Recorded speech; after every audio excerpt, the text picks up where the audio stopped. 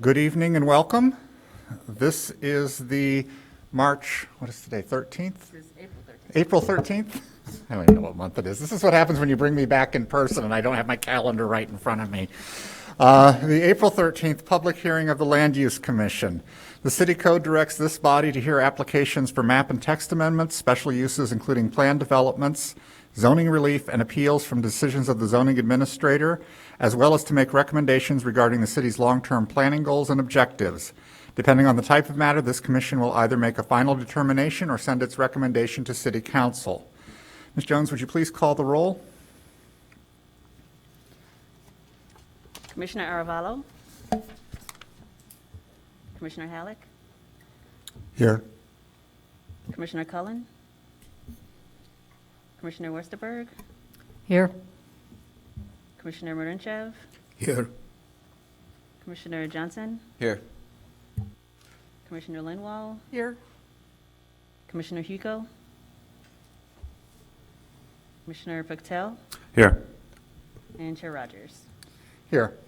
So with 7 members present, we do have a quorum.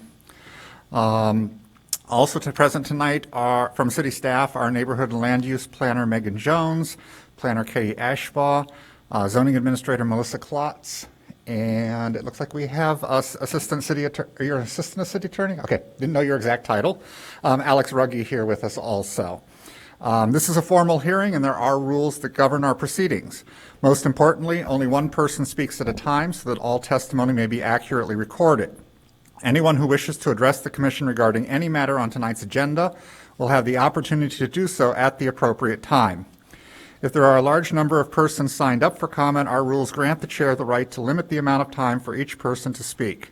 Commissioners may ask questions at any time. Our procedure is to hear from staff on the documents on file and then receive testimony and other evidence from the applicant or appellant. After that, persons wishing to make a statement regarding the matter will have a chance to do so. Any person with a legal interest in property located within the defined notification requirements of the subject property may present evidence, reasonably question witnesses, or seek a continuance of the hearing. When all supporting and opposing testimony and statements have been heard, the applicant or appellant will be given the opportunity for rebuttal or a closing statement. Then the commission will close the record and begin deliberations to consider the standards. The commission will make a formal findings of fact based on the testimony and evidence presented, guided by the standards and the commissioner's knowledge of our community, as well as the recommendations of staff. All testimony is taken under oath. Although we do not apply the strict rules of evidence, please limit your testimony to the proposal as it relates to the standards contained in the zoning ordinance and corresponding staff memorandum. When testifying, please state your name and address for the record and sign in on the public comment sheet. Our meetings are audio and video recorded. Please make sure that you are at a microphone when asking questions or making statements so that you can be properly recorded. All proceedings are subject to broadcast at a later date. Any matter not concluded at tonight's hearing will be continued to our next regularly scheduled meeting. We do have just 2 items on the new business this evening. The first one is a special use permit for 1804 Maple Avenue. Is the applicant here? Thank you. And then the second is a text amendment, an omnibus text amendment being presented by staff, and I believe Ms. Klotz, you're taking us through that. At this point, I'm going to ask anyone who feels that they may be speaking to us on any matter this evening to be sworn. If you would please raise your right hand. Do you swear or affirm to tell the truth throughout the course of these proceedings? Thank you. With that, we will move on to the first item on our agenda, which is the approval of meeting minutes for March 30th, 2022. Has everybody had a chance to look through those? And is there any edits, comments, changes that need to be made? Seeing none, I'll ask if there is a motion for approval of those minutes. I'll move to approve. Halleck moves approval of the minutes. Is there a second? Second. Seconded by Commissioner Putel. Would you please call the roll? Or actually, do we have to do roll since we're all in person now again? I don't believe so, no. No, so we can just do this as a voice vote. All those in favor, please say aye. Aye. All opposed? And then anybody who was not here who wishes to abstain from that? I abstain. Thank you. So the motion is carried and the minutes are approved. With that, now we will move on to the first matter of business, which is a special use permit, 22 ZMJV 0016 for 1804 Maple Avenue. Ms. Ashbaugh, are you the staff person on this one? I am. All right, if you'd please read it into the record then. Andrew Scott of Dykema, applicant on behalf of Verano Evanson LLC, requests a special use permit for a cannabis dispensary in the RP Research Park District, zoning code section 6-12-2-3. The Land Use Commission makes a recommendation to the City Council, the determining body for this case, in accordance with section 6-3-5-8 of the Evanston Zoning Code and Ordinance 92-0-21. Thank you. If the applicant would like to come up to the lectern and tell us about your proposed project. Thank you very much, Mr. Chairman. My name is Andrew Scott with the Law Offices of Dykema Gossett, here on behalf of the petitioner. With me this evening are Anthony Marsico, who is a principal with the petitioner, and to his left is Ed Farrell with Silver Star Protection Group. They are the company that provides security for this particular facility. Just as a little bit of background, the property is 1804 Maple. Many folks maybe are already familiar with the site. It's operated as a dispensary since, I want to say, 2015, 2016, when PharmaCann originally operated there. It was a medical dispensary.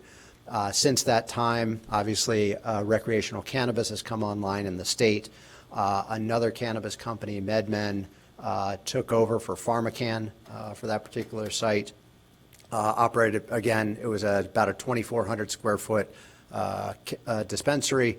The property is owned by the city, and in the interim, since 2019, the dispensary has actually expanded to about 3,900 square feet, and since MedMen took over, the petitioner has actually bought the MedMen entity and had been operating the dispensary under a management agreement with MedMen, but they are now the owner of the petitioner entity. So we're here to get the special use for this particular entity, as well as to address the larger footprint, 3,900 square feet, as opposed to the 2,400 square feet that was originally approved by the city several years ago. So what I'd like to do is just, as I said, I think many are familiar with the site already. I'd like to turn it over to Anthony just to give you a quick overview of how it operates, talk about security, and we can answer any questions that you might have about the operations or any part of the business. All right, thank you.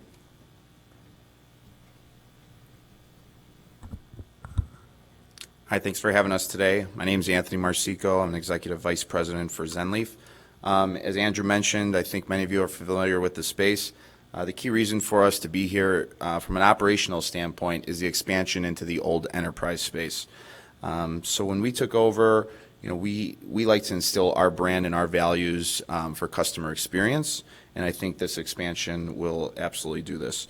For those of you who are not familiar with dispensaries, as Andrew mentioned, this dispensary currently operates as a medical and adult use dispensary. ZenLeaf operates dispensaries across the country, currently over 100. Compliance and security are of the utmost importance to us. So when someone comes into our dispensary, they're going to be greeted by our dispensary staff as well as our security team. They're going to be credentialed. They're very strict guidelines for the way that our dispensary operates. As far as security goes, we have a robust security and camera alarm system. Every square inch of our facility, interior and exterior, is covered with cameras, with the exception of the restrooms. Those cameras have to retain camera footage for a minimum of 90 days.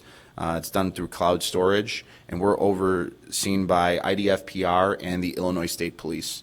We have regular checkups from both of those entities. IDFPR comes to our facility minimum once per quarter. Illinois State Police at least once every 30 days. We sell a variety of different types of cannabis items, so cannabis flower, edibles, vapes, tinctures, topicals, things you'd see in a dispensary. Improvements to the space. So we've made significant improvements to the space, upwards of $1 million investment. And the goal is to provide a safe environment where patients and purchasers can visit and purchase cannabis to assist with varying ailments for qualifying conditions, as well as provide wellness to customers seeking a recreational use. I think if you've been to the original dispensary and see it now, you'll see significant improvements not only to the aesthetic, but also the technology. So we utilize technology for education on cannabis products, as well as streamlining the customer experience. Something we really pride ourselves on is education. We want to make sure that anyone who walks into our dispensary is leaving knowing what products they're using, how to dose them, and what the rules and regulations are. There's a really strong positive local impact, job creation first off. So we currently employ approximately 45 full-time positions with salaries ranging from $35,000 to $75,000 annually. The tax revenue benefits for the community are robust, and also something that is often overlooked is increased customers for surrounding businesses. So we view this as a bit of a regional draw, so we see uptick to other retail surrounding businesses. And lastly, good stewards of the community. So being engaged in the community, some of the community initiatives, as well as being members of the Chamber of Commerce are important to us.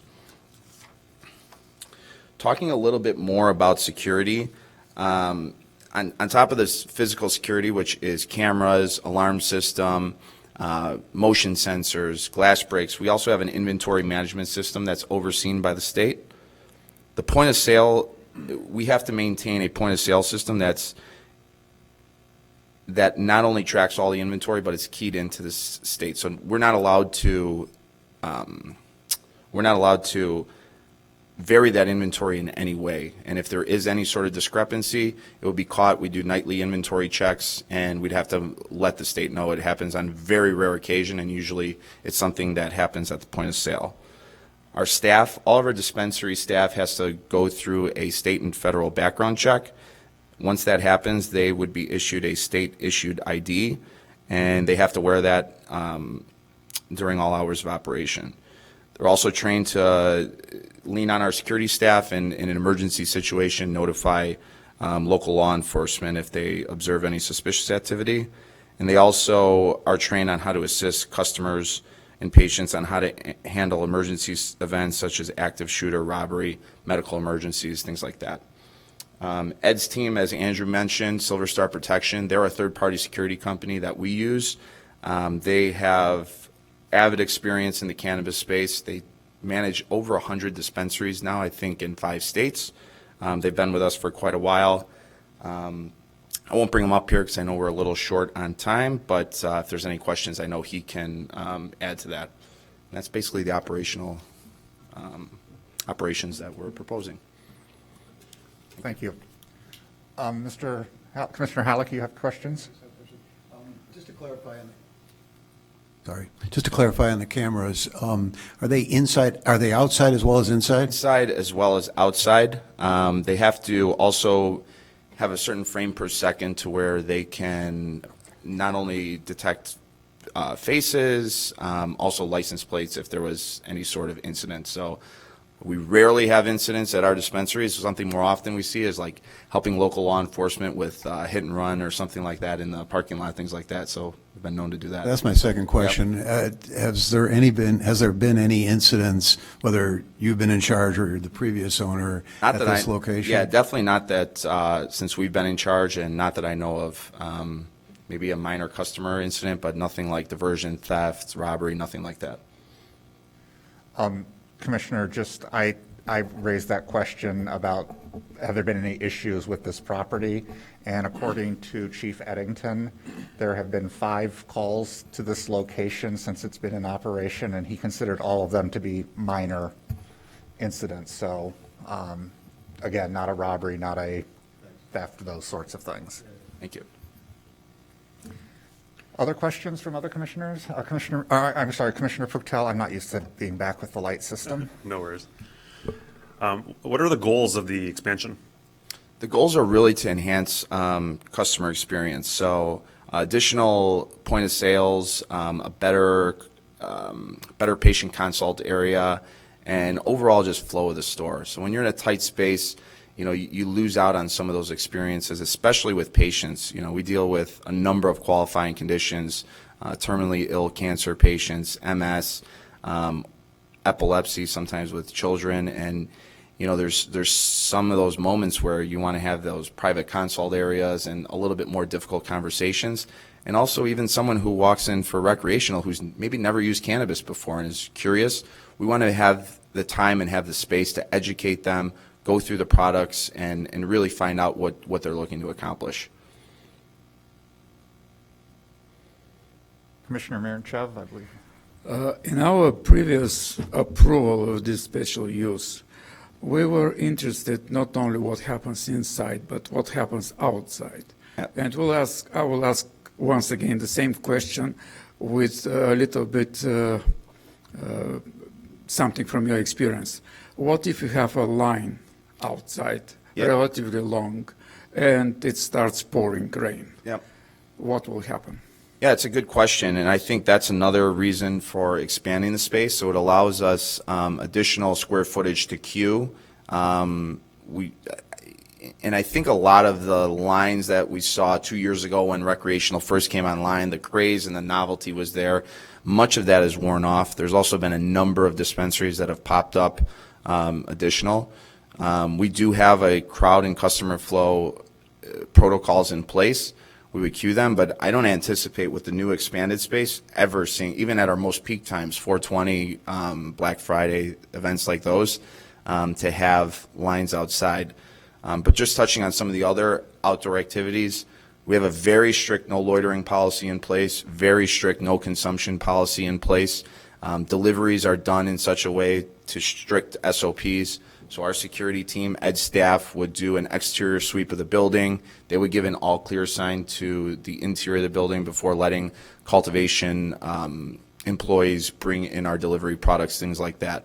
But with respect to lines, if they were to get out of control for some extraordinary reason, which I can't imagine at this point in the program, just because it's mature, we have the ability to go to a reservation model to where you could reserve a time slot similar to Open Table. We've done that in the past at some stores. Again, this is early on recreational where we did see the long lines.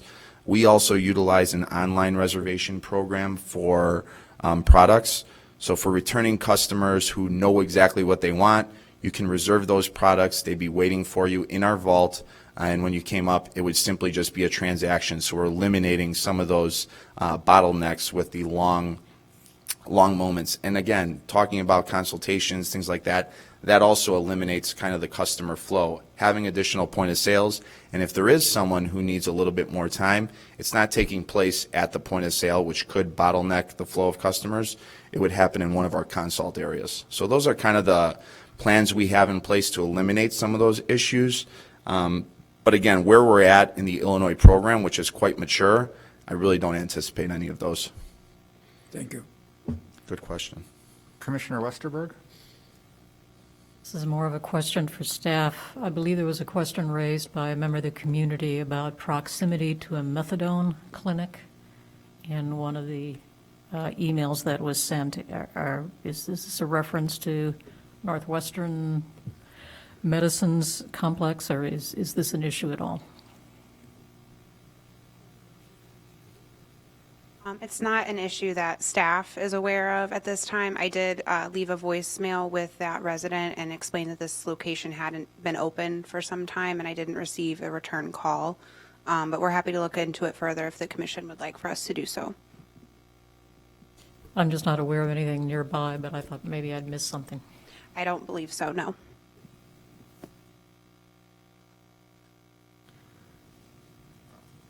Other questions from commissioners? Commissioner Johnson? I had a question about the online purchases and then the customer just comes and picks up. Is that only because of the pandemic or is that a permanent feature? No, that's something we've done. So something that was added because of the pandemic is curbside pickup. Okay. So when the pandemic happened, they put emergency rules in place, and these were designed for specific patients. That was open to all patients, only on the medical side, not recreational, to allow them an experience that would not be around social, eliminate some of the social contact. That those were extended month after month, and now it's become a permanent rule, again, for medical patients only. The online reservation is something that we've done for a while, so they're not actually able to make the transaction, just able to select the products. Again, they're secured in our vault, and then once customers are credentialed and they present those credentials on the interior of our building, then the transaction takes place. But it really streamlines the process. And again, everyone who walks in our store is a little bit different. We've got cannabis connoisseurs, you can call them. People are very educated and experienced, know exactly what they want, and they could be in and out in a couple of minutes. Other people in there for the first time and maybe are there for 45 minutes. Okay.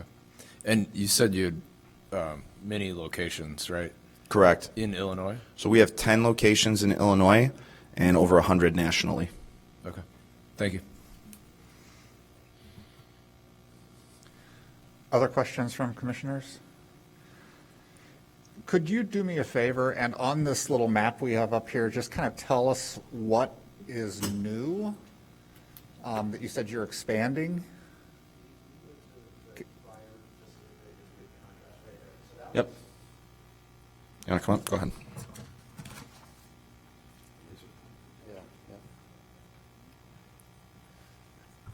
Again, for the record, Andrew Scott. So what you see there today, that was the prior floor plan when it was operated by PharmaCann and MedMen. And then if you were to scroll to if you were to move to the south where the pointer is right now, in this area right here, that's going to be the new. So Katie, if you could scroll down to show. So again, this is the new built-out area here. I don't know what you can kind of see on the prior plan what the configuration is. But Right. This is the roughly additional 1,500, 1,600 square feet. So when the special use was granted for expansion 3 years ago or whatever it was there a physical expansion that took place, or did it not take place? I guess that's where I'm a little confused. I've been in this only as a medical facility. Okay. I've not been into it since you've gone recreational. So I know the small footprint, but then when the special use came through 3 years ago or whatever it was there an expansion at that point? It just recently happened, yeah. Okay, so that did happen, and then this is a further expansion, am I understanding that correctly, or is this just? This is legalizing the expansion Okay. for this particular Right, operator. because that was one of the conditions that was placed on it, that any exchange or any change of ownership would require a special use. So, but there is no true expansion occurring from the conditions that occur right now on the site? There is no, correct, it's not getting larger than That's what I'm trying to get to. 3,900 square feet. That's the answer I'm looking for. The expansion is the addition is beyond the 2,400 square feet that was originally approved by the city Right. in 2016. Okay, Nothing beyond that. It's not like there's a second expansion. right. Okay, that's what I was trying to clarify for the record. Are there any other questions from commissioners? Seeing none, is there anybody from the public who wishes to speak to us on this matter? I will note that we did receive at least a couple comments, I believe, on this that have been provided to commissioners. So I guess not having anything else, if Mr. Scott, if there's anything, I know you just sat down, but if there's anything you'd like to say in conclusion before we begin deliberation? No, I appreciate the consideration, and if there are any other questions, we're happy to answer them. All right, thank you. With that, I will close the record so that we may begin our deliberations. Again, this is for a special use permit, so we are a recommending body to City Council. And I'll ask commissioners if they have general thoughts before we go through the standards. I have to count. Who is it? Commissioner Johnson, is that you? I'm in support. That location on Maple, just going downtown, running errands. I go past the place all the time, and I've never noticed a problem with people loitering or traffic or anything. And the expansions happen, and it doesn't really seem to negatively affect downtown. It's probably generating some parking receipts for that parking garage, and some some more customers shopping at other places downtown. So I haven't noticed any kind of detriment at all since it's been opened. Thank you. Anybody else want to say anything? I'll just say that the fact that we received a letter from somebody who was upset about this coming in obviously shows what a low profile the existing business does have, that some people aren't even aware that it's there. So I don't have any big issues with this at all. We will go through the standards for special uses. Unless somebody has something else to say, I'll go ahead and start those.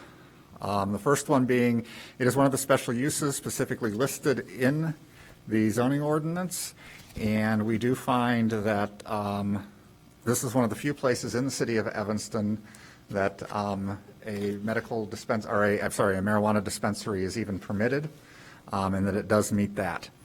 Number two, it is in keeping with purposes and policies of the adopted comprehensive general plan, and the zoning ordinance is amended from time to time. Again, we're really here because the special use, one of the conditions that was placed on it by the ZBA when it came through before, was that any change in ownership would require the new owner to come before this board to ask for a continuation of the special use, and I'm sure that that's a condition that we would like to place again on this particular owner, so that if in the future they decide to sell the property, or not sell the property, but to sell the business, find somebody else to operate the business, that would be something we would put in place. Number three, it will not cause a negative cumulative effect when its effect is considered in conjunction with the cumulative effect of various special uses of all types in the immediate neighborhood and the effect of the proposed type of special use upon the city as a whole. We've had some testimony basically that they have a very secure security program in place. They are actually monitored by the state police, and the state of Illinois is heavily involved. And so we've not seen any negative effects of the existing operation. And I don't believe that by the change of ownership in this, since it seems they've been operating it as well as operating several other facilities throughout the state and throughout the country, I don't project us to have any problems with that, so that standard has been met. Number four, it does not interfere with or diminish the value of property in the neighborhood. This is in our downtown area. There are very few businesses that are immediately adjacent to it. It is located in one of the city's parking lots, and the city of Evanston actually is their landlord. And so I think that the fact that this, if anything, this is actually bringing in a lot of revenue for the city, which is helping keep property values from being increased elsewhere throughout the city. Number five, it can be adequately served by public facilities and services. Again, this is an operating business that we aren't expected to see a large additional drain on anything, so that one is met. Number six, it does not cause undue traffic congestion. I believe this standard is met. It is located again in a parking garage where there is 1 hour free parking. I believe we're still doing that.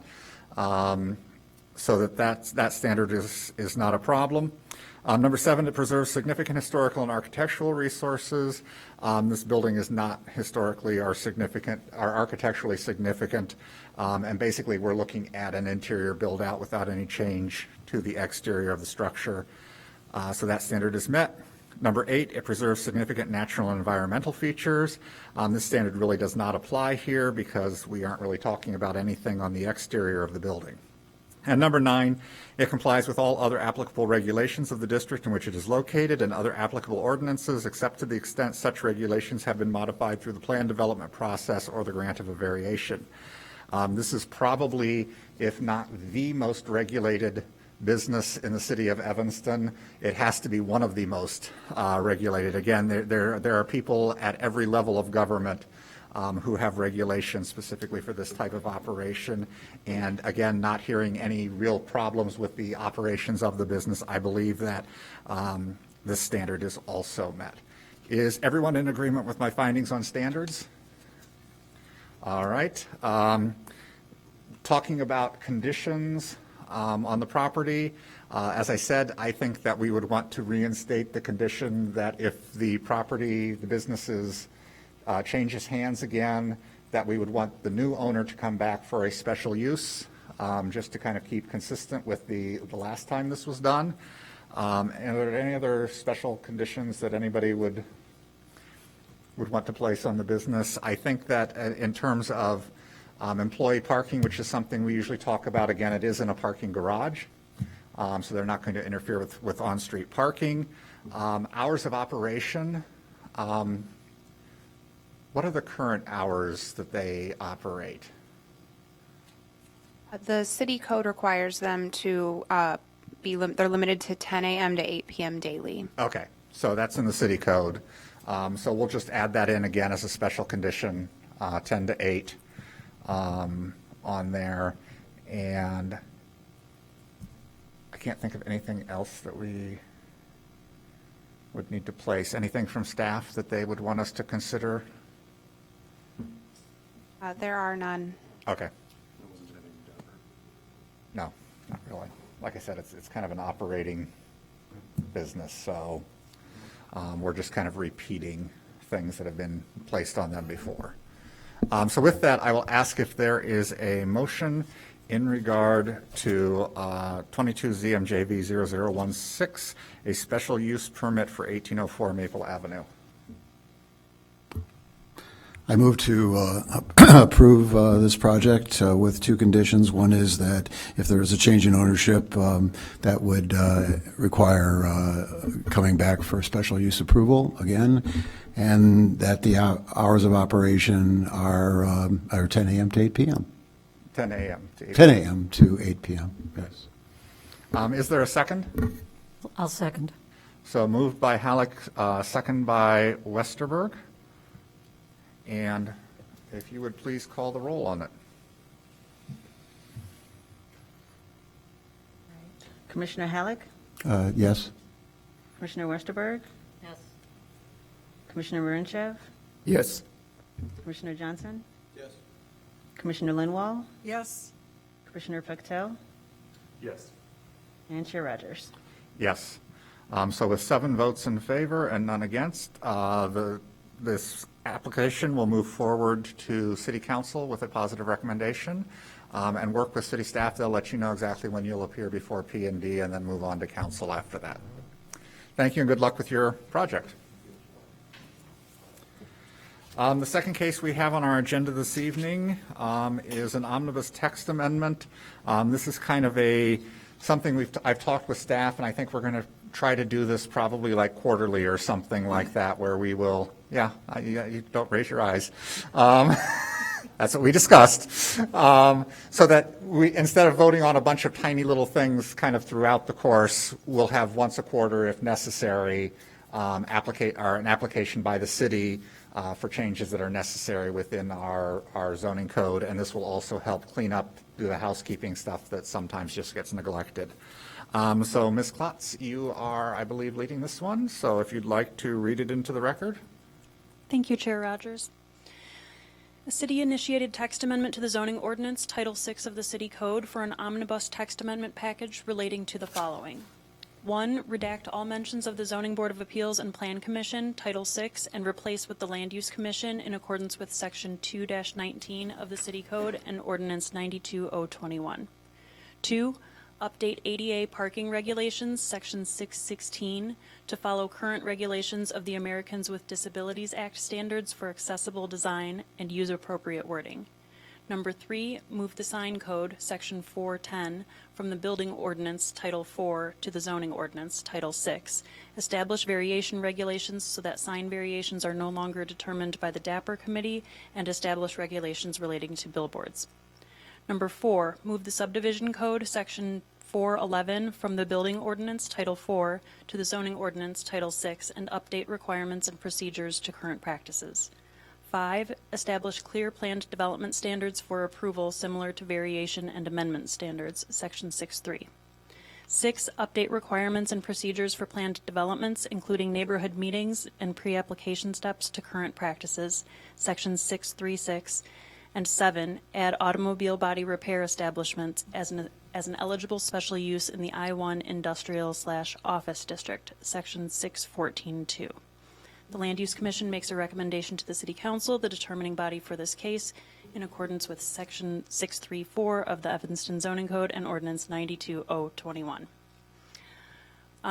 To summarize, as Chair Rogers said, we are bringing these amendments forward to try to help clarify things within the zoning ordinance while also saving the commissioner's time and staff's time.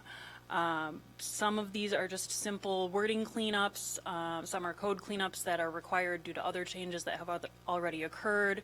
And then there are a few minor changes thrown in there as well. So I will quickly run through each of these, and then I'm sure there's some questions, and we can kind of circle back to the items that you guys have questions on. So the first one is redact. Would you, excuse me, I'm sorry, would you mind if we ask questions when you're on the specific topic rather Sure. than go Yeah, sure. all the way through and back? Sure. So the first one, this is probably the simplest one. This is since we have removed the Plan Commission and the Zoning Board from being boards and committees here in Evanston and now combined to the Land Use Commission, we need to go back to the Zoning Ordinance and just strike all mentions of those two commissions and replace it with Land Use Commission. There's no actual policy changes or anything like that relating to this specific text amendment. The second one, this is a fairly simple one as well. There's a very short section within the zoning ordinance about ADA parking regulations. They're referred to as handicap regulations, which is not appropriate, and they also reflect what the ADA regulations were roughly 15 years ago. So since then, those regulations have changed a little bit to where certain ADA spots can share their striping lanes, things like that.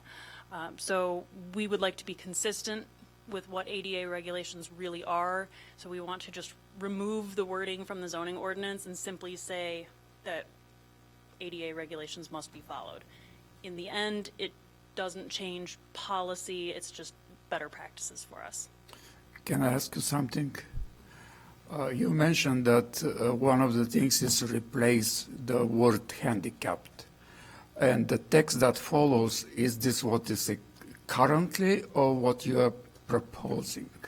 Because it still uses the word handicapped, and the 2010 standards, they use the word accessible. Our wording would only say that ADA regulations are required. Okay, It would not say anything about handicap. okay, thank you. Moving on to number 3, that is to move the sign code from the building ordinance into the zoning ordinance. This is a moderate code change. Staff has identified that most other communities use their sign code within the zoning ordinance, and our current practice is that planner Katie Ashbaugh is doing all sign reviews. It makes the most sense to have it within the zoning ordinance for those combined reasons. And then it can also follow the established variation process that we already have for major and minor variations. So we are not proposing to actually change any regulations to signs, just move those regulations into the zoning ordinance, and then in doing so, establish major and minor variations for signs. So we have looked at data from the last few years. We went back, I believe, 5 years since COVID has thrown things off. And given that data, we do suggest minor variations for wall sign height and blade sign height and or area. Those are two somewhat common sign variations that are requested, and those would be limited to the 35% threshold that other existing variations are also limited to. So if someone were to request something substantially beyond that, it would trigger a major variation that would come to the Land Use Commission, and it would not be done by staff. I have just a quick question. The sign code that was included in our packet as an attachment, that's the current sign code, so the notion would be that you change all the, there are a couple of references that refer to, another chapter in this title, which obviously would be changed and. Correct. We would update wording so that everything is cohesive, but no policy changes other than how we would do variations. Okay, so that's, thank you. One more question. I have another, sorry, sorry. go ahead. Design and Project Review Committee currently reviews variations, correct? They currently do, and we have a referral in from City Council to look at modifying the DAPR committee, and depending on how that goes, it may not be an option to do sign variations at DAPR anymore. Sign variations would, the way that they are currently in the sign code, they would need to go to an open meeting, and if DAPR is changed so that it is no longer an open meeting or doesn't exist, then we have a problem. No one can get a sign variation. So that is in part, this would, regardless of what happens with DAPR, we have an avenue to move forward with sign variations when needed. So this time you don't know whether they'll be involved in any way in the future, is pretty much. Yeah, we don't know. I just want to go on the record of being a little disturbed by the idea of eliminating DAPR. I think they provide a service that we don't address here, and it should be communicated to the council, I think. So, for what it's worth. I would agree with that. I think it's very important, and, going back to, several comprehensive plans, it's an important function that has been kind of a goal for this community for many years. So I think that the comprehensive plan is fairly clear that some sort of staff, I think back in 2000, it was a site plan and appearance review committee, so it had a different name, but the function has been a community goal since at least the 1986 comprehensive plan. I think the other side of this is that if they don't do what they do now, if that's not done by them, then who does it? We do it? Then that would maybe change our, what our purview is. All very good points, and we will make sure to pass that along regarding the referral. And to all of your points, yes, there are functions that DAPR currently does that would have to be absorbed in some other fashion. Staff is currently looking into that. Commissioner Johnson? So in number 3, the idea is to move the sign code, but then to add regulations regarding billboards? That is the next part. If everyone's okay with the first sign part, I'm happy to jump into that. So the second part of the sign code change, and this stems from a referral that the commission did discuss 2 meetings back, I believe, as a discussion item. But we have a referral to regulate billboards throughout the city. So staff has proposed a regulation where it would be a special use, and that way the final determination is up to city council. Staff does request, just because we have 7 text amendments here and we're trying to get things moving forward, that if there's significant concern over billboards, that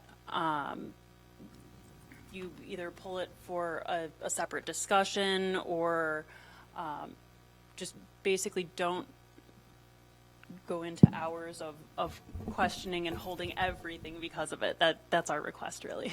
So when I discussed this with staff, that's exactly the approach that we were looking to do, was anything we don't agree with in the omnibus to pull it out so that everything else can move forward, and then we get 80-90% of this moved on to city council. The rest of it will go forward with a discussion from us with a recommendation for denial on things we don't agree with. But again, city council is the ultimate decision maker on this. And so they will be able to take all of our referrals, both positive and negative, and do as they so choose with that information.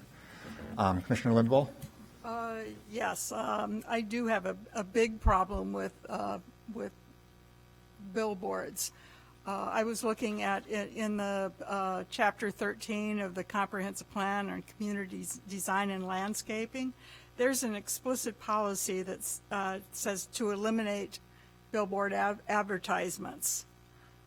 So right off the bat, trying to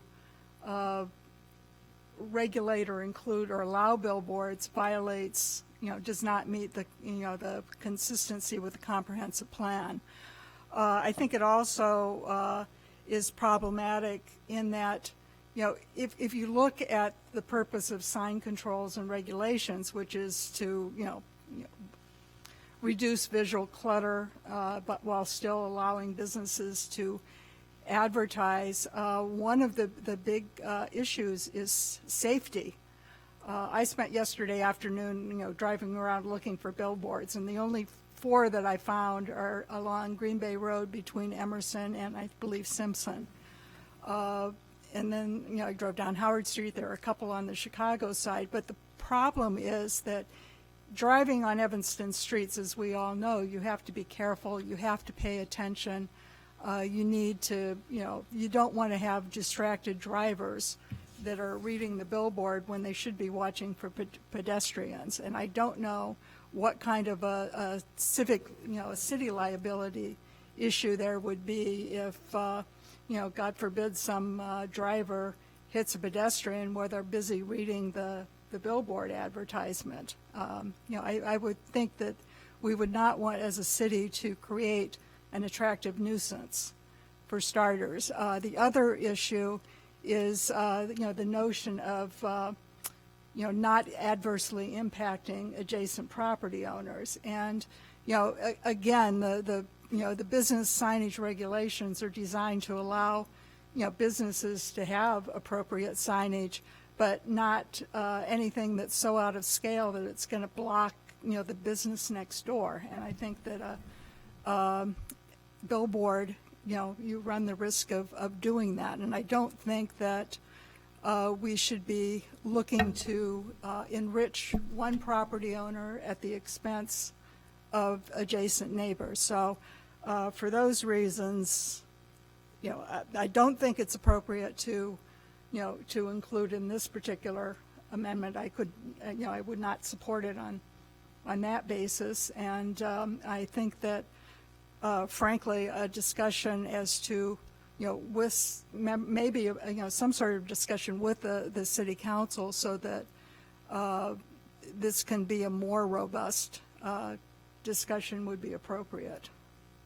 So those are my 2 cents. I totally agree. Totally agree. I think we made a strong recommendation against it when it came through us before. So if it has to come again, we'll do it again. Commissioner Johnson? Oh, I agree with what my colleagues have said here. And just a question, maybe for you, Mr. Chair, is it more appropriate to, kind of procedurally appropriate to remove the billboards from the Omnibus text amendment, or to have a discussion about perhaps in the text amendment define a billboard and then say these shall not be allowed?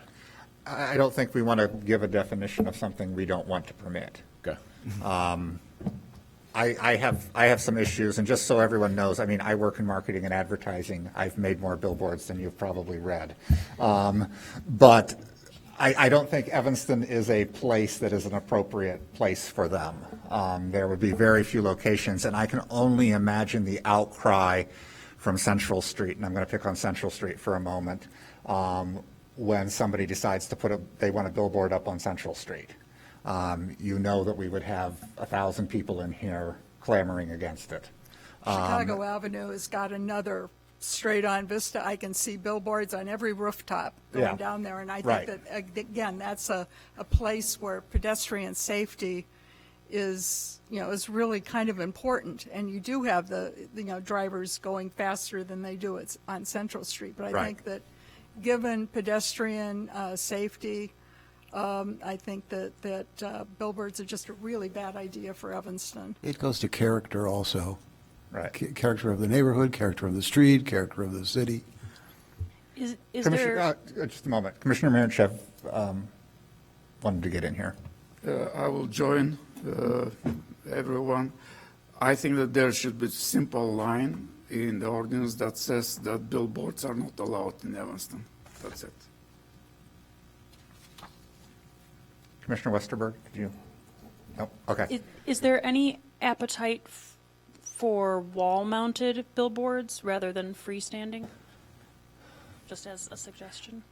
I think that is what most of us are probably thinking about, because there's very few locations where you could have a freestanding billboard. I think the 4 that exist are in the 4 locations that you could probably have. I mean, it's something like that along the railroad track or something like that. Everywhere else, it would have to be mounted on a building in some way, whether it's on the roof of the building, on the side of the building, or something like that. I mean, certain businesses do have, as part of their signage, what I would consider almost to be a billboard, based on the size of it that's attached to the side of their building. And I think that is something that we're not discussing here, that, you know, is not, that you can't put the name of your building on the side in a large sign. That falls under the signage. That doesn't fall under billboards. And I think that kind of is what my understanding is the billboard definition we received is kind of the at locations other than your place of business. So I think that's the line there, that we allow some of that stuff to happen, but it's not a true billboard. It's a sign identifying the business that is located at that location. Commissioner Westerberg? Oh, Max, I'm sorry. Commissioner Potel? Yeah, I have the same sentiment as the other commissioners. My question is, because of that, does that mean we have to hold all of 3, or can we let the sign Nope. code portion? We can pull billboards out, which is going to be my recommendation, that we pull that out. I think we've kind of given our reasons for why we don't think it's appropriate to have. Commissioner Lindwall? I've got one other, and it really kind of comes down to the content of what's on the billboard. Because right now, you've got a sign and it relates somehow to the business, and whatever, there's no definition in here as to how big this billboard could be. And that would have to be part of any regulation discussion. The other big issue is content of the message, because in regulating the billboard, it's got to be content neutral. And you can't, unless it's obscene or pornographic, you can't regulate, have no control over what the message is going to be on the roof or wall or whatever. Whereas in terms of business, I mean, you can't regulate the content either, but if it's a business sign, it's more than likely going to relate to the business, or the message is not is not likely to be as problematic as it could be with a billboard. So Right. I think that and I'm sure that there are some messages that might find its way onto a billboard that nearby residents generally who drive by might find objectionable, and that can't be regulated if they're allowed. Okay. I think we're going to go ahead and move on. I think we've got the notes that City Council knows kind of where we stand on billboards through our last discussion and this one. Moving to number 4, move the subdivision code, section 411, from the Building Ordinance to the Zoning Ordinance. So this is a code cleanup to first move the subdivision code into the zoning ordinance. That is where most communities have it. It's honestly not very logical to have it in the building ordinance. It could potentially go into the public works section, since it has to do with streets, but it doesn't have a lot to do with buildings. It has everything to do with zoning. And the process for subdivisions are handled by all of the zoning staff, and if variations are necessary, then it runs through the Land Use Commission. So for all of those reasons together, we suggest move it into the zoning ordinance and then codify the process that we follow that is not currently within the code. The code simply says that it moves on to City Council for approval. We would like to actually list the steps so that it is clear for the community on what needs to happen for a subdivision. All right. Number 5, establish clear planned development standards for approval similar to variation and amendment standards. I believe everyone on the board has been through at least one planned development at this point, and you have seen what happens when we get to standards. We throw everything at you. We throw 30, 40 things that are not exactly standards. They're just general requirements within the zoning ordinance. We would like the zoning ordinance to be more consistent and specifically list standards, just like the ordinance does for major and minor variations, amendments, everything else. So this one is it is a policy change because we are establishing wording of exact standards. However, if you read through the 6 standards proposed, you'll recognize a lot of the wording. We did pull them from other existing standards, potentially changed a few words to make it mesh better with planned developments, but it generally follows the same logic and thought as other standards that already exist. The only question I had on that, first off, I appreciate that, so I don't have to read the 700-word paragraph that means nothing, and then try to come up with something to answer it. The one question I have is standard number 6, which mentions that the public benefits are appropriate to the surrounding neighborhood and the city as a whole. Is there any confusion as to the fact that my understanding of public benefits is that they must be nearby, as opposed to, you know, oh, I'm doing something up on Central Street and I'm going to meet a standard by doing something on Howard Street? Chair Rogers, you are correct. Public benefits have to be within the general vicinity of the development. This is a standard that was pulled from major variations, where it's an alternate standard. And I had those same thoughts that you did, but ultimately left the wording like that because there are certain things that do benefit the entire city. So for instance, a planned development comes forward and they have on-site affordable housing. That on-site affordable housing benefits everyone. That can be considered a benefit to the city as a whole. Right. I just want to make sure that we're clear with developers who are coming in that this standard, they aren't going to be surprised when we say you cannot meet a public benefit by putting something that is specific to a certain area down in a different area. Correct. We are clear with developers on that. We have had requests to do that where we have had to explain no, Right. by law that is not allowed. Right. Commissioner Lindwall? Yes, again, a question on the public benefits. I think in a lot of the plan developments that we've been through, public benefits are really listed, but, you know, the city council seems to has reserved the right to negotiate or deal with the public benefits, so that really when the commission is looking at those approvals, that's not really something we've been able to look at. So does this change with this, or does it not? No, you're correct. The specific public benefits and the negotiations of them are not the purview of the Land Use Commission, but it is still something that you as a group need to be aware of when a project comes forward, and know the general overall is staff continuing to work on these public benefits that are ultimately up to city council. So the standard is not intended that you go through every listed public benefit and talk about them. It's more, generally speaking, are they providing benefits that city council can then deem appropriate or not appropriate? Commissioner Westerberg? Just a question on the wording on the first item that says it will not have a substantial adverse impact on adjoining properties beyond a reasonable expectation, given the buildable potential of the planned development location.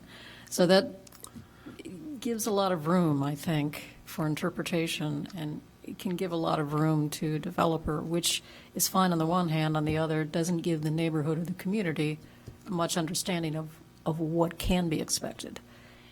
Is there a way to tighten that up a little bit? Can I add something to that? Because I think it relates. I think number one and the building potential phrase is sort of in conflict with number 4 when you're asking about a hardship. Because developers come in here, it's about buildable potential. That's really, it's not about hardship. And so I have a real problem with number 4 about suffering a particular hardship, because I don't think anybody really suffers a hardship that comes in here and suggests a planned development. And then there's the phrase buildable potential. So I think those two are not compatible. Yeah, I would agree. I would just say that in number 4, I think we do place some hardships with our stupid ziggurat, and I'll say stupid ziggurat, because that makes, the ziggurat is not buildable in most of the locations that we have. That's true. So that's just one that comes to the top of my mind. In terms of number 1, we have the phrase substantial adverse impact, which is one that we've always kind of been able to fudge a little bit, because what is substantial?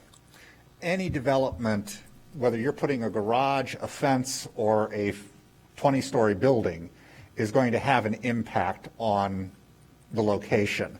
But what is that substantial impact? And I think that with number 1, maybe the wording isn't quite right, but I get the idea of not necessarily just maxing out everything. I understand adverse impact, but I'm not sure, given the buildable potential, but that makes it more vague to me. Yeah, I find that just open for misinterpretation, and maybe this is something that can just be tweaked, but it concerns me. Well, we've got in the plan developments, in especially the downtown districts, there's the whatever the zoning requirement is, and then there's kind of the threshold at which point you need, larger, a greater council majority, or, there's kind of this window of the base zoning, and then there's this kind of, but you with a plan development, you can go an extra 40 feet or whatever. So I think that there is flexibility now, at least in certain zoning districts, for plan developments, and I think that's what you're trying to get at. On number 4, I just want to say, if we were reading the standards for a plan development, we liked the plan development, we thought it was appropriate, and we got to number 4, and it said, it asked us, what particular hardship does this developer have? We might not find any, and therefore, would we not be able to approve the project? I just have a real problem with number 4. Is number 4 even necessary? I think that's Yeah, your that's question. that's Could what you I'm saying. eliminate that and still? Because number 1, you would be looking at substantial adverse impact and whether or not it's, the site is structured such that, you need to do a particular thing in order to. But what you're also saying is that you may have a case in which a substantial adverse impact is present, but does it fall within a reasonable expectation of what the developer can potentially build? Now, the reality is you have to look at that in each case of a planned development, but this seems to give a little bit of a nudge for the developer. It's not necessarily an awful thing, but I think it can cause some interesting issues down the road and some concern. I'll just say, as the person who usually has to go through the standards, I think 1 and 4 are different.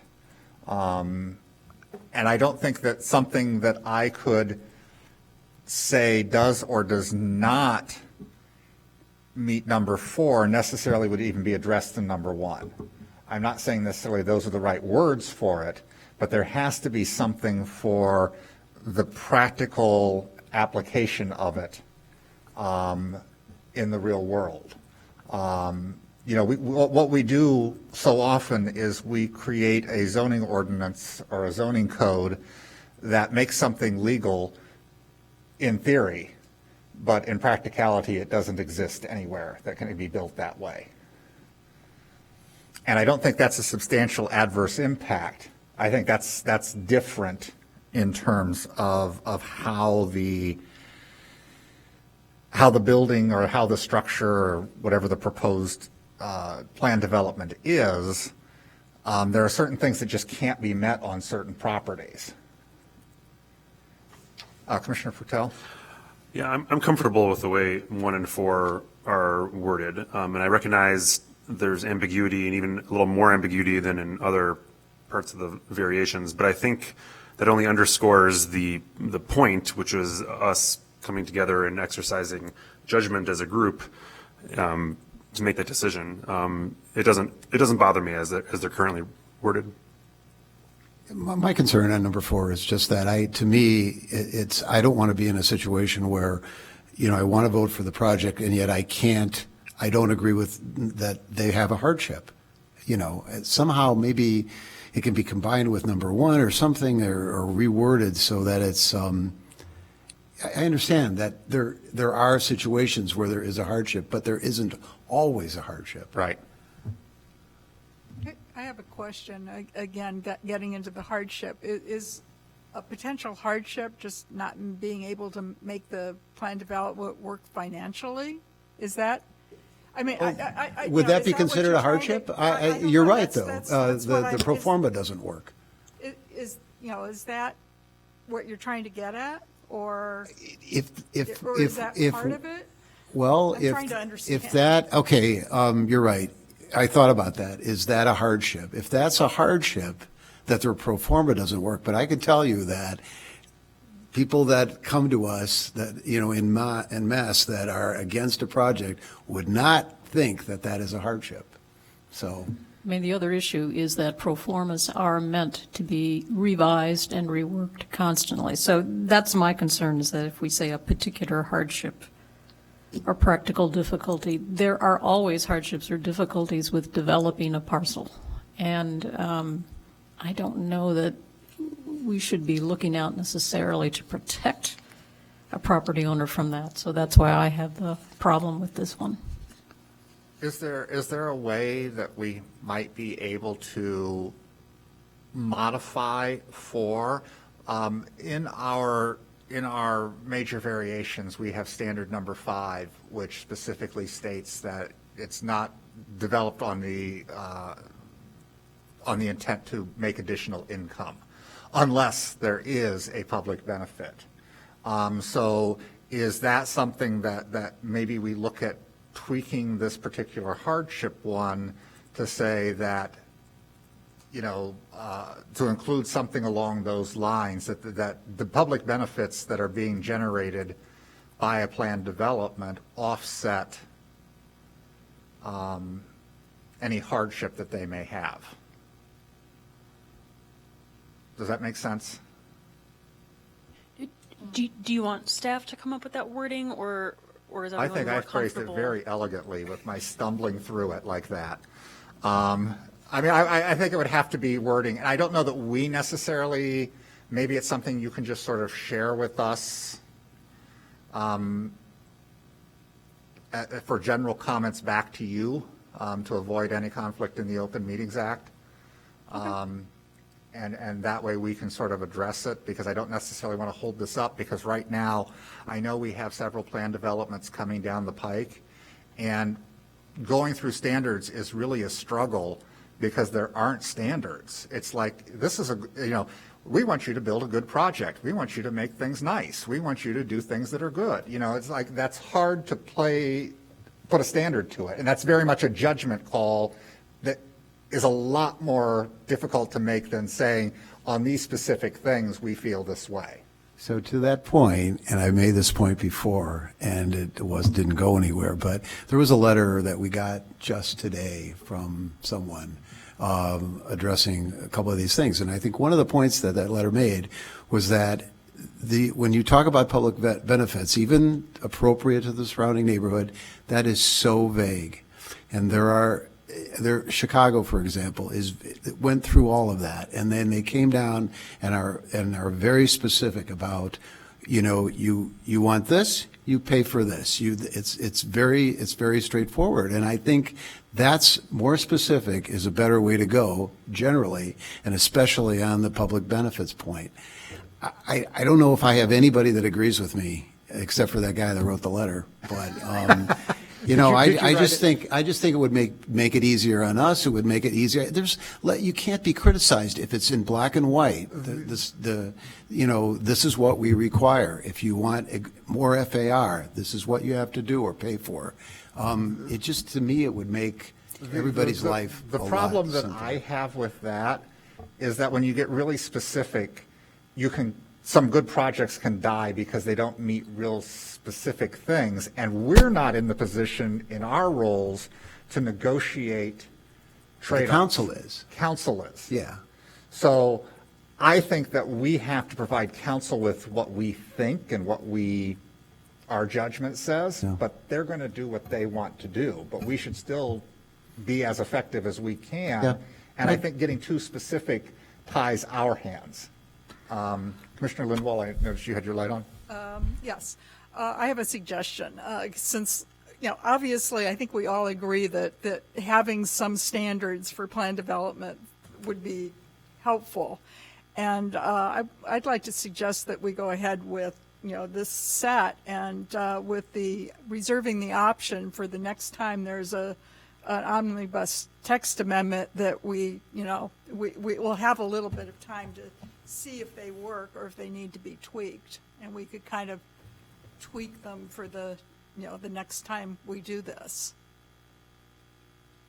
I mean, I'm fine with that. I don't know how everybody else feels. Is there any way we can beef up or tweak that reasonable expectation and give it a little more specificity? I just worry about that vagueness.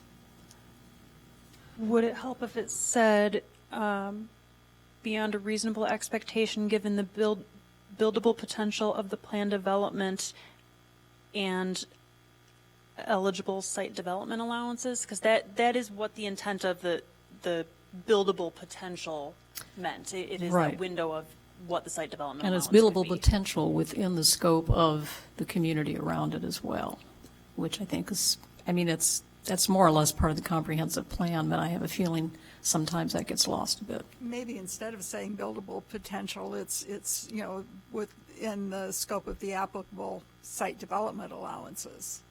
Because Yes. there's always an issue of, we There's routinely always have- more potential that you'd like to have as a developer, Yeah, and that's we- understandable. We But routinely have, developers come in and want to exceed the applicable site development allowances, and I think that the goal ought to be to have them stay within the site development allowances.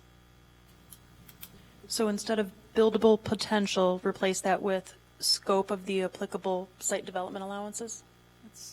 Would be my suggestion, but I'm open to whatever anybody else wants to do. I could go with that. That's fine, yeah.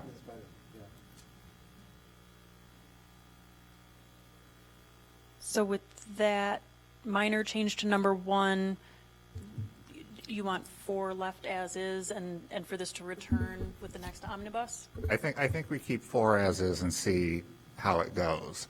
I mean, all of our standards are vague, and intentionally so. So I think that we just kind of have to look at what comes to us and make our determinations based on that. I predict that we're going to stumble on number 4. And if there are a lot of significant plan developments coming up, it makes sense to me to deal with it, whether it's tonight or another night. But I just, like I said, if I was going through the standards, I would, on most of the plan developments we've reviewed, there isn't a particular hardship or practical difficulty. And so therefore they wouldn't meet that standard. And I think that's a problem.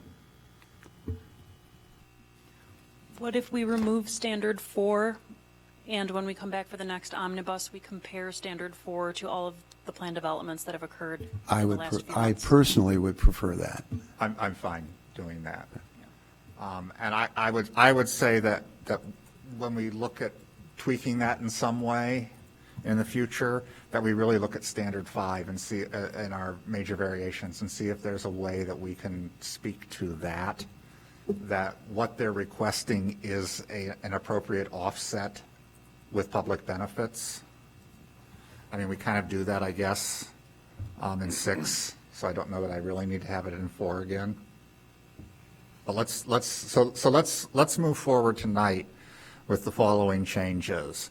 Adjoining properties that is, number 1, adjoining properties that is beyond a reasonable expectation given the scope of reasonable site allowance. I don't remember how you worded that.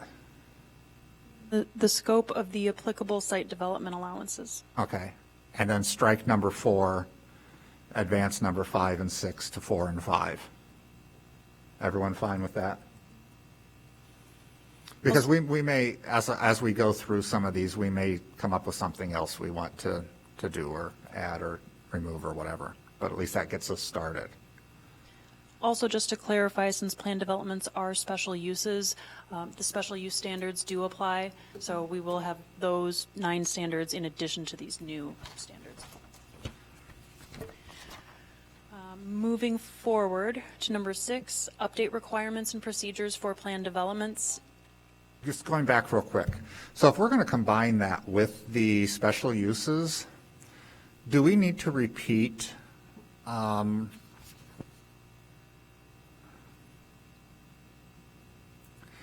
5 as it stands is kind of dealing with number 8 in our existing special uses. One is talking about preserving, but one's talking about future. But we don't know future. It was intended to relate to the city's CARP goals, and if we change from CARP to calling it something in the future, but so that we can further push for things like electric vehicle ready. So my recommendation may be on that we remove the word environmental and put climate or some other appropriate CARP word in there, so that there isn't confusion when we're going through these, that these are 2 different items. One is talking about preserving things that exist now, and that's in our special use 9 standards. And then in these standards, we would talk about the current and future CARP or whatever we decide to call it in the future. So that we really are addressing 2 different things and there's no debate about that. Does that work if we just change the word environmental to climate? I mean, it works for me. I'm not an environmentalist though, and I don't know the proper words necessarily to use, but I'm fine with that. So I would say to make that climate, and if you need to speak with I don't remember if his title is exactly climate coordinator, director, sustainability. Okay. And maybe that's the word, climate and sustainability or something. But I leave that up to you to figure out those exact words to make the intention clear. I'm not going to hold something up on one word. Okay, so then moving on to the next one, number 6. Number 6, update requirements and procedures for plan developments, including neighborhood meetings and pre-application steps to current practices. So currently, the zoning ordinance somewhat states what the plan development process is. It lists some steps, but not all steps, and some of the steps that it lists are not steps that we currently do, nor that we have done for a number of years. So staff proposes to just codify the way that we currently do the process, which the real changes are that it now generally includes a neighborhood meeting that is at the discretion of the council member, but usually that happens, so we would like that to be within the zoning ordinance so developers are more aware of that. And currently we say that there is a pre-application conference that really is the DAPR review, and it's not pre-application. They have to submit their application to get to that step, so it shouldn't be called that. So just clarifying that, and then listing out the other steps that are not currently listed within the zoning ordinance, but that are required for a project to proceed.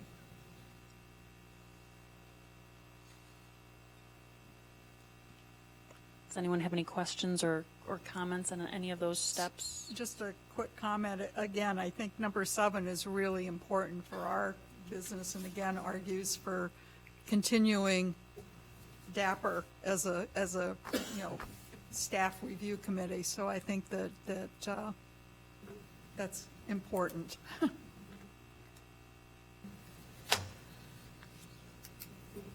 All right. Number 7. Number 7, add automobile body repair establishment as an eligible special use in the I-1 industrial/office district. This is a code and policy change. It is a little bit strange that we do not allow auto body repair in the I-1 district currently. We do allow it in other districts that are less intense. And so what we've come across is there are automobile repair shops that are in the I-1 district who do their general, say, motor repairs. And then they either can't do any body repair, they can't do dings and dents, so they're going to have to send it somewhere else, they're going to lose business, or they're going to illegally do it anyway.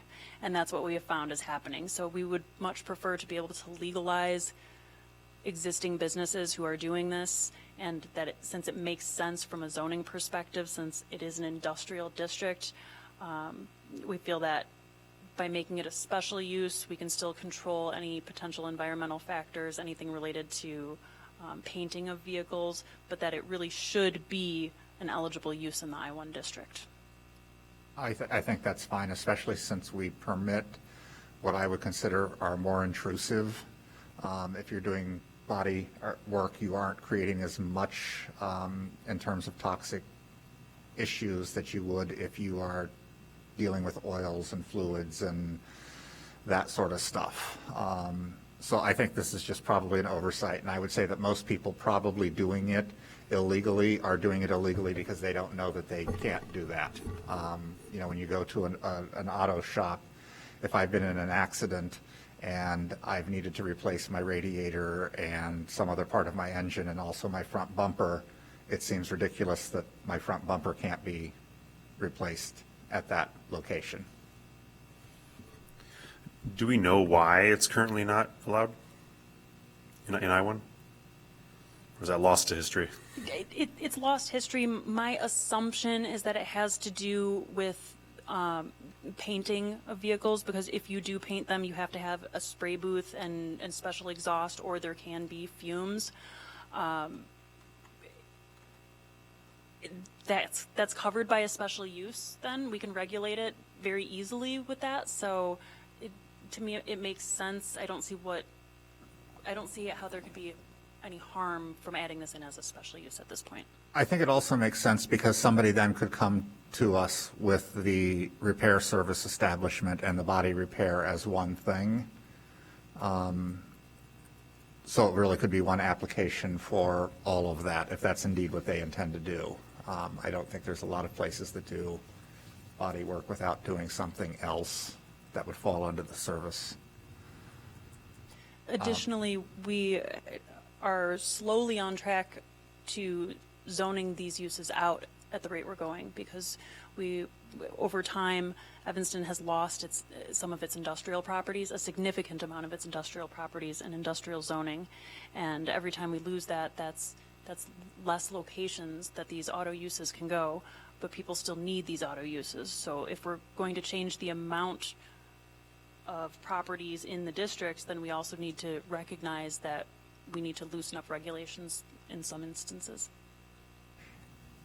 As well as I would say that we need to keep that in mind when we are doing anything that involves an industrial district, is making sure that we aren't using up what little industrial land we have with things that have more places to go within the city of Evanston. That's my personal comment on that. So that we can have a few of these businesses that can only exist in industrial districts continue to exist in Evanston, and not be zoned entirely out, because they will go to Skokie, they will go to Lincolnwood, they will go to Chicago, wherever. All right. Anything else that you want to? Those are the 7 text amendments. If there are any other questions, I'm happy to answer them. Any questions from commissioners? I think we kind of hit everything as we went through. On this, I think the general, I'm just going to kind of reiterate, and Ms. Klotz, if you want to kind of help me make sure you were taking better notes than I was. It appears that 1 and 2, nobody has any issues with. Number 3, no one has an issue with moving the sign code. The issue appears to be with billboards in particular, so we would strike and remove the billboard mentions in number 3, and we'll pull those out for a separate consideration. Number 4, I didn't hear anything in particular on that. Number 5, there were 2 minor changes, one being to propose, actually 3, one being to number 1, that instead of saying buildable potential, that we make that, and again, your wording, please, site allowances applicable. Scope of the applicable site development allowances. Okay. Number 4, we will strike from the standards. 5 and 6 will advance to 4 and 5. And then the new number 4, instead of saying environmental, would say climate and sustainability, or whatever other words our sustainability officer feels would be appropriate, so that there's a distinction between that and the standard in special uses, which mentions environmental issues. Number 6, I didn't hear anything on. And number 7, I think we're fine as well. Is that correct from everybody? So I guess we do have some standards, and I don't know exactly what these standards came from or anything else, but again, something else we don't really have standards on, so we These are standards for text amendments. Yeah, We actually do have but those. but it's going to be kind of hard to create something for everything here, but I will do my best here. So the standards for approval for text amendments in section 6345.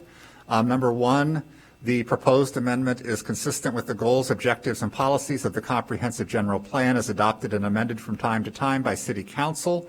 I think that we've had multiple discussions on all of these things. Some of these things we have to do just because it's general housekeeping, but some of the other things are things that have come to us because of comments from City Council, and also the fact that we just need to clear up some of our processes so that when things do move through, developers are not blindsided by this board or by City Council because expectations are not laid out for them. So I feel that standard has been met. Especially since we've removed billboards, because if the billboard language had remained in there, then the standard would not be met. Right. Number 2, the proposed amendment is compatible with the overall character of existing development in the immediate vicinity of the subject property. Some of these we're talking about text changes just merely for cleaning up language. But some of the other things that we've talked about are, again, just kind of outlining expectations when people come before this board, and again, kind of reiterating what Commissioner Lindwall said. The billboard use is one of those things that is not really in keeping with the character of our neighborhoods in our city, we feel. Number 3, the proposed amendment has an adverse, or will have an adverse effect on, I'm assuming that's supposed to be will not have an adverse effect on the value of adjacent properties, as opposed to having an adverse impact. And so again, the ones that are just purely text language stuff are not really covered under this. But the rest of them, again, are just kind of setting that expectation and transparency to developers and to the community and to city council. So when things do move through, everybody's aware that we're on the same page. So that standard is met as well. And number 4, the adequacy of public facilities and services. Again, this is kind of a weird one for this particular issue because things that are language don't really have properties associated with them, as do none of the process sort of things. But I think that what we have covered on these standards are met. With that, and is there anything else that anybody wanted to add before we get a motion? If not, I will ask if there is a motion to approve 22 PLND 0021, the Omnibus text amendment with the removal of billboards from that section and the tweaks to language that we discussed in the other section. So moved. It's been moved by Commissioner Protel. Is there a second? I'll second. Seconded by Commissioner Westerberg. Any further discussion? Hearing none. Would you please call the roll? Commissioner Halleck? Yes. Commissioner Westerberg? Yes. Commissioner Marinchev? Yes. Commissioner Johnson? Yes.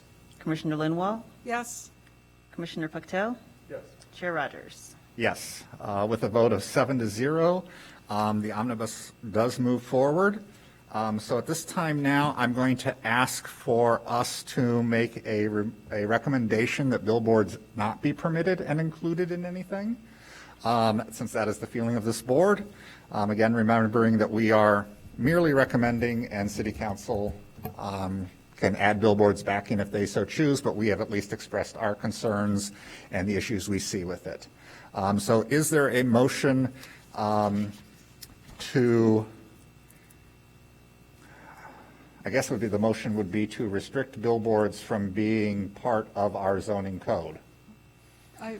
I'll make a motion to prohibit, to continue to prohibit billboards within the city of Evanston, and in communicating that, I would hope that staff will provide council with a list of the reasons for our discussion, related to the reasons why we think it's inappropriate, because I think it's really important. And also, I would also further like to, I think that'll be my motion. So it's been moved by Lindwall. I heard a second from Puctel. Is there any further discussion? I will just say that I think this is something that City Council would benefit if all the members of this board wanted to write a quick little note to our City Council members and sort of express our opinions. That is something that we are able to do. And when that does come up, I will try to make a point of coming before P&D and expressing the concerns of this board. But I would encourage everyone to also share their thoughts with their individual representatives on City Council. Yeah. Alternately, I'd also like to suggest that maybe that this is a subject where, one, we should have a discussion with City Council and the Commission to discuss this further. Since this is, we're dealing with a specific policy recommendation in the comprehensive plan to eliminate billboard advertising, an appropriate time to consider this is during the update of the comprehensive plan. This is a city policy. It's been in place since the 2000 comprehensive plan, and this really is a policy change that affects the city as a whole and land use, and probably ought not to be made solely by the City Council or even this commission. It's a community-wide issue. So I think that expressing the fact that this is current city policy and the comprehensive plan update is an appropriate place to consider it. All right. Hearing no other discussion, I will ask for a roll call vote on denying our Prohibiting, that's the word I was, I couldn't think of the word Continuing prohibiting. to prohibit Billboards from, continuing to prohibit billboards from existing in the city of Evanston. Would you call the roll, please? Commissioner Halleck? Yes. Commissioner Westerberg? Yes. Commissioner Marinchev? Yes. Commissioner Johnson? Yes. Commissioner Linwall? Yes. Commissioner Pactel? Yes. Chair Rogers? Yes. So with a vote of 7-0, we voice our opinion that billboards should not be permitted within the city of Evanston. That concludes the business that we have for us tonight. Communications, does staff have anything they would like to communicate with us? Just a moment, I'll get to you in just a moment. I want to get to staff first and see if they have anything. I don't think there's anything on staff's end.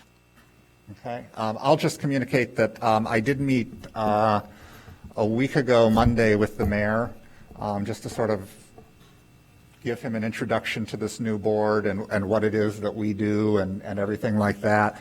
And he and I have agreed tentatively to just kind of have a casual meeting probably once a quarter. So if there's issues that any commissioners have that they would like to be brought to the mayor in an official capacity, please just reach out to me and I will do that again on roughly a quarterly basis, and I will bring that up when I have my next meeting scheduled again, just so people can do that.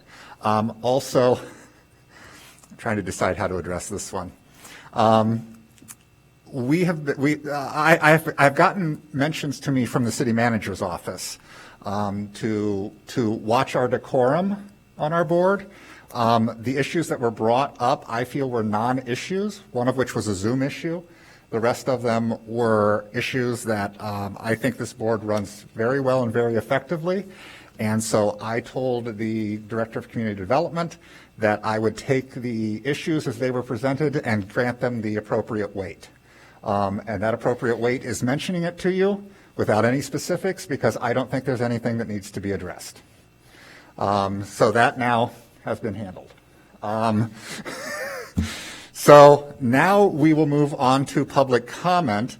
I saw a couple hands go up there, I think. Ms. Lolbach, I never get it quite right. If you'd like to step up to the lectern, please, and introduce yourself. I'm Sue Lolbach. I work at Connections for the Homeless, and I run our program, which does advocacy for affordable housing. It's called Joining Forces for Affordable Housing. And one of the things we've been talking about in our program is zoning at some length. And just as in budget discussions in front of the city, we've been hearing that the budget is a moral document. We also have been having more and more discussions about how the zoning code is also a moral document that very much determines who can live where and what resources are available to different populations. I like what was happening with the Omnibus text amendments tonight, and I like that you're looking at the standards of approval. That's one of the things we've been looking at is the standards of approval. And it feels to us like there are some real gaps there. And I'm hoping that this is something that can be discussed in the future. The standards of approval, not just for planned development, but for all of the other types of decisions you have to make, are very much focused on property values, the character of the community, things like that. They are not very much focused on the economic well-being of all of the residents, of making sure that all the residents have a place to live, that there is equity across the community. One of the things that Joining Forces is doing is a study of the zoning code from a perspective of racial equity and other types of equity, as well as from a perspective of housing affordability. And so we've already had a technical review done. We're now going to be embarking on community conversations. And so I'll send a note to Ms. Jones and ask her to share that with all of you. You would all be invited to participate in and listen to the comments from the community. We're really going to be talking about what are the values behind the zoning decisions that the city makes? What are the trade-offs when a zoning decision is made? And who is impacted by those decisions in positive ways and in negative ways? And we're hoping that the results of this can be some feedback. This podium moves. Whoa. This could be some feedback that could be used during this. It's going to be a multi-year period before we can really overhaul the zoning code. So we're hoping that this can be some input that could help with some of the decision making to bring this aspect of equity and affordability into it. So thank you. Thank you. Just want to make a comment on, I think your timing is very good because we're embarking on this new comprehensive plan. And what you're saying definitely is part of the thinking, or should be part of the thinking. And so timing is perfect. And your group should be, I don't know how this is all going to work, but your group should be represented in this, in that discussion, Good. clearly. Thank you. Yeah. That's why I'm here tonight. Thank you. So, thanks. I noticed another gentleman in the back there who I believe I had your name and I have lost it. If you could repeat that again, just at the microphone so it's picked up. Sure. Fourth Ward resident, Chris Dillo. And ironically, coming on the heels of Susan's conversation, very much support everything that she just said as far as our zoning is concerned. But right now, we have a pretty large gap in what we're seeing right now on the ground. So I'm referring to the Margarita Inn, the homeless shelter that's currently running right there. Recently, as you may be aware, they're taking a pause in applying for their zoning regulation. And, they want to go out, public outreach. The city wants to do a little homework, which is spot on. Obviously that's exactly what we need to do. The issue, and the reason that I'm here and talking to this group, is right now we have a unregulated, out of compliance homeless shelter with way more people than in the threshold of any of our, special use transitional housing. It is within 500 feet of several schools. It's within 1,000 feet of several like facilities. So basically, it is running outside of any regulations that we're trying to apply here. So at the same time, there is no guidance on when they're going to apply. And I guess what I don't understand about that is the city of Evanston seems to be the ones that should be able to say, you need to be in compliance of some sort, not just come back to us when you're ready to apply. As it stands right now, I live fairly close to that. What we're seeing on the ground is 270 police and fire calls in the last 2 years. And these are, some of them are just safety calls, but that's still the use of our police department and our fire. There was an aggravated assault by a resident last week. There's been deaths, there's been drug overdose, there's battery. All these things are happening on the inside of that building.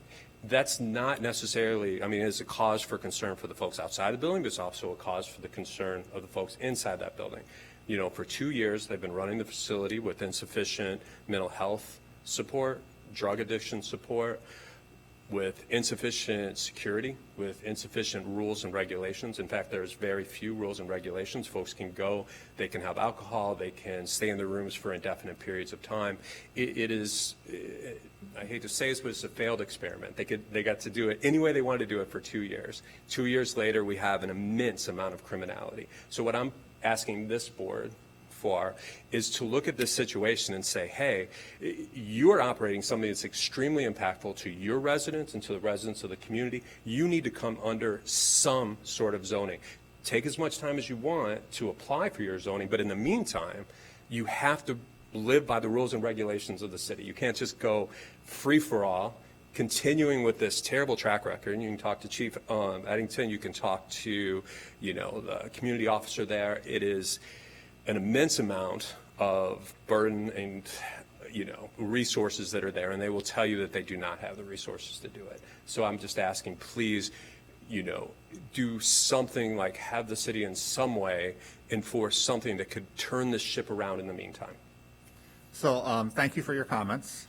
I will just say that we don't really have a lot of authority to make those demands on staff. I get it. But I would ask you, if those are your concerns, to please share them with city council at a city council meeting, because they're the ones who really have the ability to engage. Okay.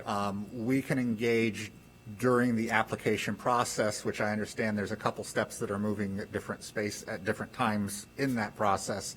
But we really can't intervene in any way and direct city staff to engage, develop, an enforcement mechanism. May I ask a question? Yes. All right. Who would you, so you have this situation that's obviously very impactful. There is no zoning regulations under them. Like, who do you report this to?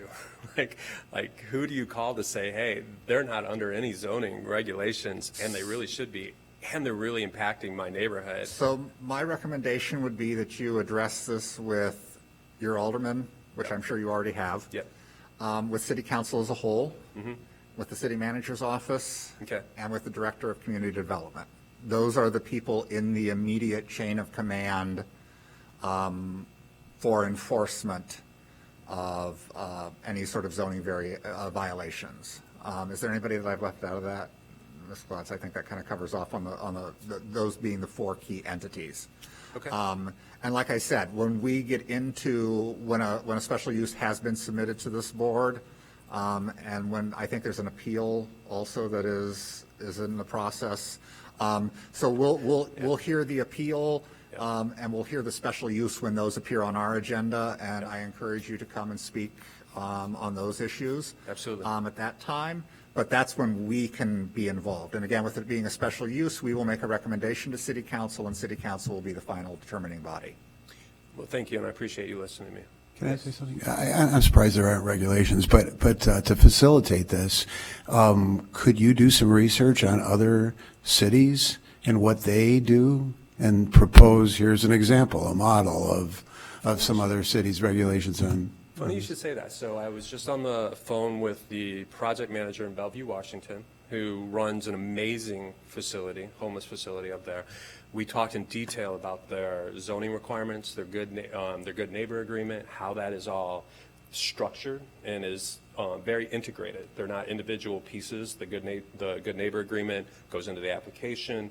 The application then goes to their land use. It is all integrated into what they must do then after that. And then I did a deep dive into their ordinances for homeless services. They have an extraordinary homeless services as well as their zoning. In fact, I was going to send that to you when I got out because it really incorporates equity into how they zone their different areas. So, yeah, and we just went out to the right in Oak Park, which could be an exact parallel in the sense that it was a boutique hotel and now it's a shelter, but it is run completely differently with a completely different vetting process and a different homeless population. So yes, absolutely, we're doing all of our homework we can. I'll just say for the record, I'll mention this again when we get these cases. I used to do zoning consulting, and I was approached by some neighbors to the Margarita Inn. I told them that I would not be able to engage with them, obviously, with the case that this may come before us. And the only advice that I did give them was to consider what type of conditions that if this were to move forward, they would find acceptable, things that they would like to see included. So that's the extent of my conversation. I don't believe that I have ex parte'd myself in any way on that, but I do want to be transparent about the facts. So if somebody says, somebody talked to Matt about that, it is the case. I gave them the advice to consider conditions, and that was it. So thank you, Mr. Dillon, for coming and speaking to us, and you will be informed when those issues do come before this board, and we will conduct a full hearing on it at that time. Excellent. Thank you for your time. Thank you. Is there anything else anybody has to bring to? I just have a question, and maybe for Commissioner Linwall.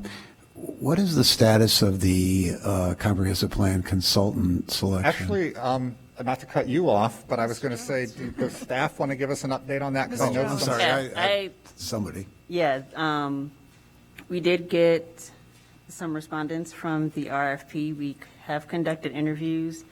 We are in the stage of doing a little bit more reference checking and whatnot, and we'll be making a decision soon.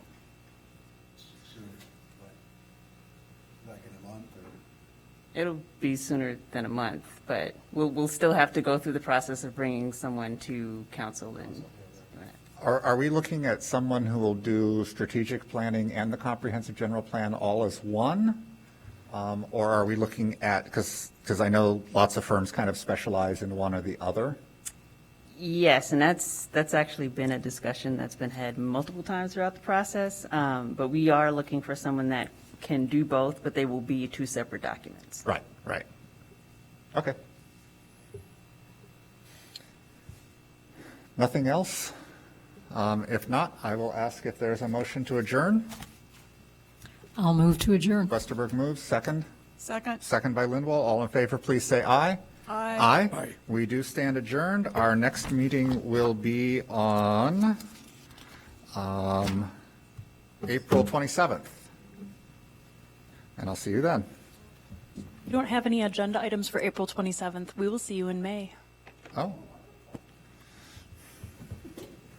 So May 11th will be our next meeting then. Correct. The Okay. text, all of the text amendments were passed this evening, so we will not need to continue anything. Okay.